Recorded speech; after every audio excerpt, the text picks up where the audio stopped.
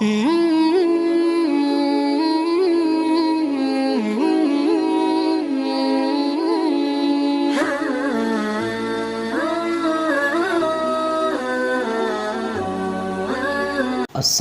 علیکم friends, reality of life میں خوش آمدید۔ امید کرتا ہوں آپ سب خیریت سے ہوں گے۔ آج ہم آپ کے لیے ایک اور سبق آموز کہانی کے ساتھ حاضر ہوئے۔ چلیے بڑھتے ہیں کہانی کی جانب۔ بنی اسرائیل میں ایک عورت نما آدمی رہتا تھا، بڑی آواز، بغیر داڑھی اور نازک مزاج۔ وہ اپنے ظاہری شکل و صورت سے فائدہ اٹھاتے ہوئے زنانہ حمام میں عورتوں کا مساج کرتا اور میل اتارتا۔ کوئی بھی اس کی حقیقت نہیں جانتا تھا، سبھی اس کو عورت ہی سمجھتے تھے، اور یہ طریقہ اس کے لیے ذریعہ معاش بھی تھا اور عورتوں کے جسم سے لذت لینا بھی تھا۔ وہ کئی بار ضمیر کے ملامت کرنے پر اس کام سے توبہ بھی کر چکا تھا، لیکن ہمیشہ توبہ کا مطلب بھول کر پھر سے وہی گناہ کر بیٹھتا۔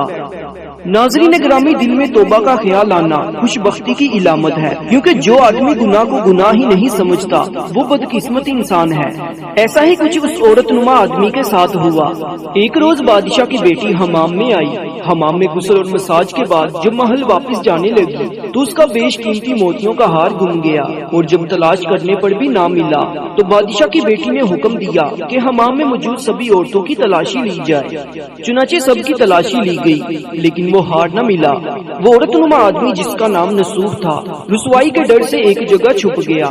جب اس نے دیکھا کہ شہزادی کی کنیزیں اسے ڈھونڈ رہی ہیں تو اس نے سچے دل سے خدا کو پکارا اور خدا کی بارگاہ میں دل سے توبہ کی اور وعدہ کیا کہ میں آئندہ کبھی بھی یہ کام نہیں کروں گا۔ میری لاج رکھ، تو ہی میری عزت رکھنے والا ہے، مجھے رسوا ہونے سے بچا لے۔ ابھی وہ توبہ کر ہی رہا تھا کہ اچانک باہر سے آواز آئی، نسوح کو چھوڑ دو، ہار مل چکا ہے۔ نسوح نم آنکھوں سے شہزادی سے اجازت لے کر گھر آ گیا۔ نسوح نے قدرت کا کرشمہ دیکھ لیا تھا اور ہمیشہ ہمیشہ کے لیے اس کام سے توبہ بھی کر چکا تھا۔ لیکن کہانی یہاں پر ختم نہیں ہوتی۔ پھر جب وہ کئی دنوں تک حمام میں نہ گیا تو شہزادی نے بلاوا بھیجا کہ حمام آ کر میرا مساج کرے، چونکہ شہزادی خاص طور پر اسی سے مالش کروایا کرتی تھی۔ جب نسوح کو یہ خبر ملی تو اس نے بہانہ بنا دیا کہ میرے ہاتھ میں درد ہے، میں مساج نہیں کر سکتا، اور حمام نہ جانے کا فیصلہ کیا۔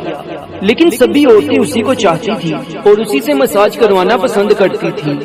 جب نسوح نے دیکھا کہ اس شہر میں رہنا اس کے لیے مناسب نہیں ہے تو غلط طریقے سے کمایا ہوا مال غریبوں میں بانٹ کر شہر سے کہیں دور نکل گیا اور ایک پہاڑی پر ڈیرا ڈال کر عبادت الہی میں مشغول ہو گیا۔ پھر ایک دن اس کی نظر ایک گائے پر پڑی جو اس کے قریب گھاس چر رہی تھی۔ اس نے سوچا کہ یہ کسی چرواہے سے بھاگ کر یہاں آ گئی ہے، کیوں نہ میں اس کی دیکھ بھال کروں اور جب اس کا مالک آئے گا تو واپس کر دوں گا۔ لہذا نسوح اس کی دیکھ بھال کرنے لگا۔ کچھ دنوں بعد گائے نے ایک بچہ دیا اور پھر نسوح نے دودھ کا استعمال بھی شروع کر دیا۔ دنوں بعد ایک تجارتی قافلہ راستہ بھول کر ادھر آ گیا۔ قافلے والے پیاس کی شدت سے نڈال تھے۔ جب انہوں نے نسوح کو دیکھا تو اس سے پانی مانگا۔ نسوح نے پانی کی بجائے سب کو دودھ پلا کر سیراب کر دیا۔ قافلے والے نسوح کی مہمان نوازی سے بہت خوش ہوئے اور نسوح سے شہر جانے کا راستہ پوچھا۔ اس نے ان کو آسان اور نزدیکی راستہ بتا دیا۔ وہ تاجر جانے سے پہلے نسوح کو بہت سارا مال دے گئے۔ نسوح نے انہیں پیسوں سے وہاں کنواں کھدوایا۔ آہستہ آہستہ وہاں لوگ بسنے لگے اور مکان بھی بننے لگے۔ وہاں کے لوگ نسوح کو بڑی عزت اور احترام سے دیکھتے تھے۔ جب نسوح کے چرچوں کا بادشاہ وقت کو علم ہوا تو بادشاہ کے دل میں نسوح سے ملنے کی خواہش پیدا ہوئی۔ یہ بادشاہ اسی شہزادی کا باپ تھا جس کی نسوح مالش کیا کرتا تھا۔ بادشاہ کے دل میں جیسے ہی نسوح سے ملاقات کی خواہش نے جنم لیا تو اس نے نسوح کو پیغام دیا کہ بادشاہ اس سے ملنا چاہتے ہیں، مہربانی کر کے محل تشریف لے آئیں۔ پیغام ملتے ہی نسوح نے ملنے سے انکار کر دیا اور معذرت چاہی کہ مجھے بہت سارے کام ہیں، میں نہیں آ سکتا۔ جب یہ خبر بادشاہ تک پہنچی تو اسے بہت تعجب ہوا۔ پھر کہنے لگا، اگر نسوح نہیں آ سکتے تو میں خود اس کے پاس چلا جاتا ہوں۔ اور پھر ایک روز بادشاہ نسوح سے ملاقات کے لیے اپنے محل سے نکلا۔ ابھی اس علاقے میں داخل ہی ہوا تھا کہ خدا کی طرف سے ملک الموت کو حکم ہوا کہ بادشاہ کی روح قبض کر لے۔ اور پھر اس زمانے کی رسم و رواج کے مطابق اور بادشاہ کی نسوح سے محبت کو دیکھتے ہوئے لوگوں نے نسوح کو تخت پر بٹھا دیا اور بادشاہ وقت بنا دیا۔ نسوح نے اپنے ملک میں عدل و انصاف کا نظام قائم کیا اور اسی شہزادی سے شادی کر لی۔ ایک دن نصوح تخت پر بیٹھ کر لوگوں کی فریادیں سن رہا تھا کہ ایک شخص وارد ہوا اور کہنے لگا کہ کچھ سال پہلے میری گائے گم ہو گئی تھی، آپ کی عدالت سے گائے کا طلبگار ہوں۔ نصوح نے کہا کہ تمہاری گائے میرے پاس ہے، آج جو کچھ میرے پاس ہے یہ تمہاری گائے کی وجہ سے ہی ہے۔ اور پھر نصوح نے حکم دیا کہ میرے سارے مال و دولت کا آدھا حصہ اس گائے کے مالک کو دے دیا جائے۔ پھر وہ شخص خدا کے حکم سے کہنے لگا، اے نصوح جان لو، نہ میں انسان ہوں اور نہ ہی وہ جانور گائے ہیں، بلکہ ہم دونوں فرشتے ہیں اور تمہارا امتحان لینے آئے تھے۔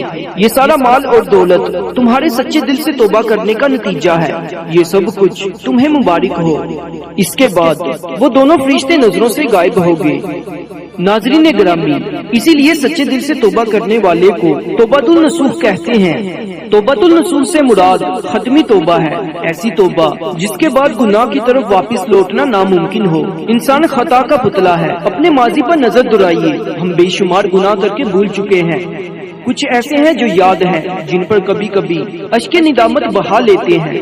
کچھ ایسے ہیں جو وقت کی ہاک میں مل کر ہاک ہوئے، جن کے نام و نشان بھی مٹ گئے، لیکن وہ کرامن کاتبین کے رجسٹر میں درج ہیں۔ یہ گناہ ہمارے ساتھ اعمال کی گٹھری میں بند کر قبر میں جائیں گے۔ ان گناہوں پر زبانی تو ہم استغفار کر لیتے ہیں، لیکن عملی طور پر ان سے تائب نہیں ہوتے۔ اپنی رحمت کے سارے دروازے کھول دے اور ہمیں بھی توبۃ النصوح کی توفیق عطا فرمائے، آمین یا رب العالمین۔ سو فرینڈز، یہ تھی آج کی ہماری کہانی۔ اگر ہماری کہانی پسند آئی ہو تو پلیز ہمارا چینل سبسکرائب کرنا نہ بھولیے گا۔